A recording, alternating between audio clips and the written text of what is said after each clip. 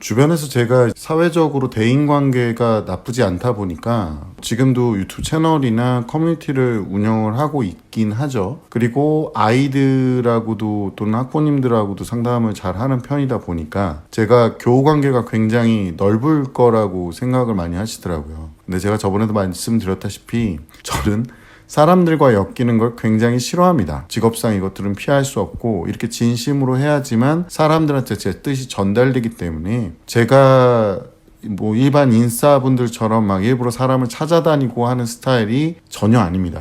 그래서 교우관계를 물었을 때 여러분이 생각하는 거와 좀 다른 말씀을 드릴 수 있을 것 같아요. 친구라는 말이 어른들이 변질시켜 놓은 거거든요. 본인들은 그렇게 안 하면서 아이들한테 본질을 흐려놨어요. 이게 무슨 얘기냐면, 자 보세요. 야, 너 같은 나이고 같은 학년이고 같은 반이니까 너네 친구잖아. 같이 너네들 있어야지. 그런데 여러분, 같은 직장 같은 나이 뭐 이러면은 우린 서로 친구입니까? 그러니까 친구의 사실상 의미가 뭐죠? 오래 두고 가까이 지내는 관계를 친구라고 하는 거예요. 정확하게 말씀드리면 나이도 상관이 없는 거고요. 서로 간에 교류가 활발한 사람을 친구라고 하는 겁니다. 근데요, 나랑 맞지 않는 사람에 대해서도 선택권을 주지 않습니다. 무슨 얘기냐? 내가 그 친구를 괴롭히는 것도 아닌데 너 얘랑 친하게 지내야 돼? 어른들은 이런 거를 조정할 수 있을 거라고 생각해요. 정작 본인들을 보면 뜻이 안 맞으면 안 만나잖아요. 뜻이 안 맞으면 거리를 둡니다. 이 부분에 대해서 반박하실 수 있는 분들 계세요? 그러면 여기서 느낄 수 있는 게 뭐죠? 부모님들이 아이의 교우 관계를 직접적으로 건든다? 껴들면 안 되는 거죠. 댓글에 아이들 교우 관계에 대해서도 본인의 의견을 좀 얘기해달라는 댓글이 좀 하나 있었어요. 그래서 제가 요즘 아이들 보면은 교우 관계가 틀어져서 되게 힘들어하는 경우도 있습니다. 가장 치명적인 게 이제 이성 교제, 이게 해도 문제, 안 해도 문제, 헤어져도 문제, 만나도 문제 이러는데 아이들이 현재의 감정에 충실하다 보니까, 그리고 서로 간의 감정 교류가 많이 자연스럽게 있어야 됐는데, 저희 어렸을 땐 그랬잖아요. 서로 싸우고 나서 야, 악수하자, 미안해, 그러면서 그래, 그러고 나서 친하게 지내는 경우가 있었거든요. 근데 지금은 싸우면은 이제 법정 고소가 들어가는, 일부 학부모님들도 조금 문제가 있긴 합니다. 요즘 아이들 대부분이 주관적인 자기 세계 속에 살아가고 있습니다. 왜냐하면 요즘에는 자녀가 하나, 둘 정도밖에 없기 때문에, 그리고 TV에 또 많이 나오시잖아요. 무슨 박사님들 나오셔서 애들은 억압하면 안 돼요. 그리고 요즘에 가장 이제 많이 변화한 게 뭐냐면 안 돼, 하지 마. 그냥 딴짓을 하고 잘못된 짓을 하는데 그 말을 안 해요, 부모님들이. 애들이 막 뛰어다녀요. 그러면 뛰어다니지 마, 여기는 뛰어다니는 곳이 아니야, 이렇게 얘기하면 무슨 죄 짓는 것처럼 생각하는데, 식당에서 돈 내고 밥 먹는 사람들 입장에서는 애가 그렇게 뛰어다니면요, 어머님 아이의 자유뿐만이 아니라 다른 분들의 돈이 지금 날아가고 있는 겁니다. 서비스를 제대로 못 받는 거예요. 이걸 다른 말로 뭐라고 하냐면 개무식하다고 하는 겁니다. 그러니까 이 내용에 지금 찔리시는 분들은 정말 반성을 하셔야 되는 거고, 아이들 또한 요즘에 이제 주관적인 세계 속에 살아갑니다. 자기 방식이 있고 자기 리듬이 있고, 보통은 모든 게 아이 기준으로 되어 있습니다. 집에서 보통 그렇게 맞춰주시잖아요. 사춘기 아이를 어떻게 이겨요? 맘먹고 이기면 이길 수 있습니다. 대신에 둘 다 부러지거나 부서질 각오를 하신다면요. 옛날 부모님 같은 경우는 뭐 그냥 부러지거나 부서질 각오를 하고 밀어붙이셨어요. 그래서 여러분의 버릇을 단단하게 고쳐놨죠. 뭐 여기서 트라우마 얘기하시는데, 제가 개인적으로 말씀드리지만 우울감이 있다고 우울증이고 충격을 좀 받았다고 트라우마라고 하기에는 좀 애매합니다. 그냥 충격받아서 겁먹어서 안 나가는 것 뿐입니다. 그건 트라우마가 아니에요. 제가 말씀드리잖아요. 뭔가를 씨부릴 때는 최소한 좀 알고 씨부려라 라고 말씀을 드립니다. 그러니까 그런 거 트라우마 아니에요. 정신과 의사분들한테 한번 물어보시면 본인이 이상한 망상을 갖고 있다는 걸 좀 알려드릴 겁니다. 문제는 이거예요. 그런 아이가 외부 세계의 또래 집단하고 만나요.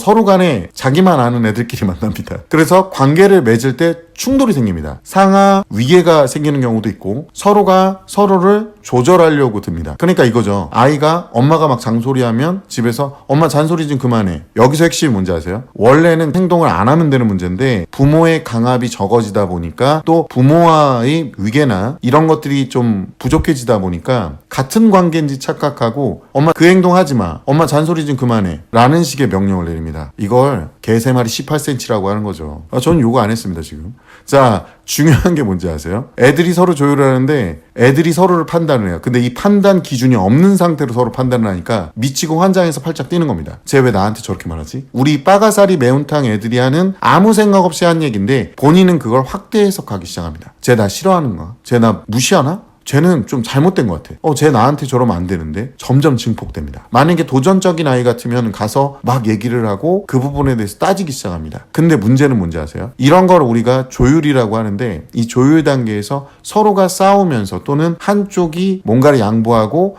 반대편도 거기에 맞춰 서로 양보하는 거래가 있어야 되는데 이 거래가 심각해지면 바로 학교 선생님이 출격을 합니다. 그래서 애들이 중학교 한 1, 2학년 때 같은 경우는 뭐만 있으면 쪼르륵 선생님한테 가서 얘기해요. 요게 안전하긴 한데 문제는 자율조정이 힘들어진다는 거죠. 아이들끼리 조절하는 능력이 점점 떨어지게 됩니다. 근데 이것도 반대편 부분은 뭔지 아세요? 아이들끼리 조절하다 보면 이게 어른 싸움이 됩니다. 그러니까 아이가 와서 집에 와서 나 이랬는데 이랬어 이러면 이제 이 잡놈의 집안 내가 가만히 안 두겠다 그러면서 엄마들 아빠들끼리 서로 부딪히고 서로가 피해자라는 식의 대화가 되게 되는 거죠. 이게 옛날하고 너무 다른 거예요. 극도의 스트레스를 받게 되는 거죠. 왜냐하면 그동안은 자기가 통제 가능한, 그러니까 자기가 왕인 그런 관계만 살아왔기 때문에 그렇게 됩니다. 부모가 개입하는 순간들이 있을 거예요. 누가 봐도 아닌 경우. 뭐 어떤 아이가 있는데 친구가 엄마 잘생겼는데 막 담배 피고 얘는 막 술 마시고 그러면 당연히 이런 건 하셔도 돼요. 걔랑 놀지 마. 이거는 분명히 알려주셔야 돼요. 아이가 관계가 싫으면 거리를 둘 수 있는 권리는 있습니다. 이것까지 못하게 하는 경우가 너무 많아서 전 요즘에 좀 이해가 안 가요. 그냥 아이가 이 사람의 어떤 면모가 싫어서 거리를 두고 싶어. 말 없이 뜨뜻미지근한 반응만 보이고 옆으로 피하거나 나는 그냥 혼자 있고 싶어. 이렇게 얘기할 수 있는 권리는 분명히 있는 겁니다. 근데 현재 교육의 문제점은 뭔지 아세요? 요즘에 부모님들의 인식의 문제점이 뭔지 아세요? 그런 것 동안 잘못됐다고 얘기를 해요. 인간관계를 거부할 수 있는 권리는 주셔야죠. 고백을 했으면 무조건 받아줘야 되는 겁니까? 상대편이 나 좋다고 달려들면 무조건 좋아해줘야 되는 거예요? 그건 아니잖아요. 근데 이렇게 되면 또 뭐가 문제가 되냐면 교우관계가 굉장히 미숙한 친구들이 자기 마음대로 하거나 또는 자기 마음대로 판단해서 남한테 과도한 친절을 베풀었을 때 왕따가 되는 문제도 발생을 할 수 있어요. 근데 그때는 그 왕따인 친구의 행동을 교정해줘야 되는 거지 주변 사람들이 이 친구를 멀리하는 행동을 잘못됐다고 표현하시면 안 됩니다. 어른들도 다 그렇게 하시잖아요. 거부할 수 있는 권리는 있는 거예요. 그 친구를 무시하거나 아니면 그 친구에 대해서 비난하라는 게 아니라 결국에 아이가 이런 식의 고뇌를 하고 있는 동안에 학부모님들이 심하게 개입을 하면 결국에는 경험이 부족해지게 됩니다. 부딪혀보고 아프고 깨지고 고뇌하고 고민해보고 이것들이 별것이 아님을 느끼는 순간이 와요. 그리고 여기에 내가 에너지를 쏟을 필요가 있는가에 대해서 생각해볼 필요가 생기고 그래서 더 깊게 내면에 대해서 생각할 시간을 갖게 되죠. 이 시간이 얼마나 걸릴지는 아무도 모릅니다. 근데 이걸 부모가 대신 정리해주면요. 아이들은 인간관계, 이 상호작용의 원리를 배우지 못하는 거죠. 상호작용의 핵심은